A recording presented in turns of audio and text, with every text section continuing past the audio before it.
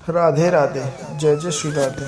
सद्गुरु वह है जिसकी चेतना का ईश्वर के प्रकाश को पूर्ण रूप से ग्रहण करने और उसे परिवर्तित करने के लिए शुद्धिकरण हो चुका है। सूर्य का प्रकाश कोयले और हीरे पर समान रूप से पड़ता है, परंतु केवल हीरा ही सूर्य के प्रकाश को परावर्तित करता है। ईश्वर का प्रकाश भी जीवन के सभी स्तरों पर समान रूप से पड़ता है, परंतु कुछ लोग इसे दूसरों की अपेक्षा अधिक परिवर्तित करते हैं। ईश्वरानुभूति प्राप्त मनुष्य दिव्य प्रकाश को पूर्ण रूप से परिवर्तित करता है। प्रत्येक मानव मूल रूप में एक आत्मा है जो माया के पर्दे से ढकी हुई है। क्रम विकास और आत्म प्रयास द्वारा मनुष्य इस आवरण में एक छोटा सा छिद्र कर लेता है और समय के साथ साथ वह छिद्र को बड़े से बड़ा करता चला जाता है। जैसे जैसे छेद बड़ा होता जाता है, उसकी चेतना का विस्तार होता जाता है। आत्मा और अधिक व्यस्त होती जाती है। जब आवरण पूर्ण रूप से हट जाता है तो उसमें आत्मा पूर्णतया व्यक्त हो जाती है। वह व्यक्ति सद्गुरु बन जाता है, अपना एवं माया का स्वामी। ईश्वर ने महान पुरुषों को विशेष रूप से निर्मित नहीं किया है, वे अपने ही प्रयासों द्वारा दक्ष बने हैं।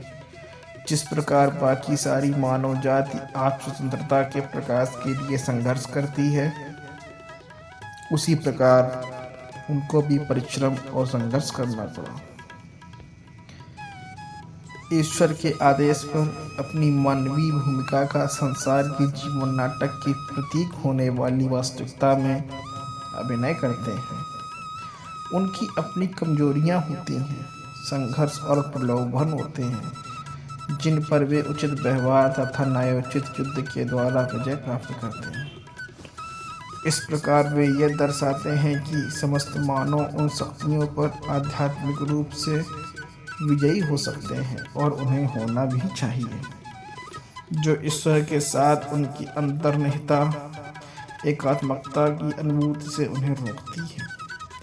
अपनी ओर से अपनी आत्म उन्नति के लिए कोई प्रयास किए बिना अपनी भूमिका के लिए संघर्ष करने और सफल होने, पृथ्वी पर अपनी परीक्षाओं के लिए संघर्ष करने और सफल होने वाले श्री कृष्ण यदि ईश्वर ने आदर्श बनाए होते तो वे दुखी मनुष्यों के अनुकरण हेतु उदाहरण नहीं बन सकते थे। यह वास्तविकता है कि महान अवतार भी कभी ऐसे नश्वर मनुष्य थे, परंतु उन्होंने सफलता प्राप्त कर ली।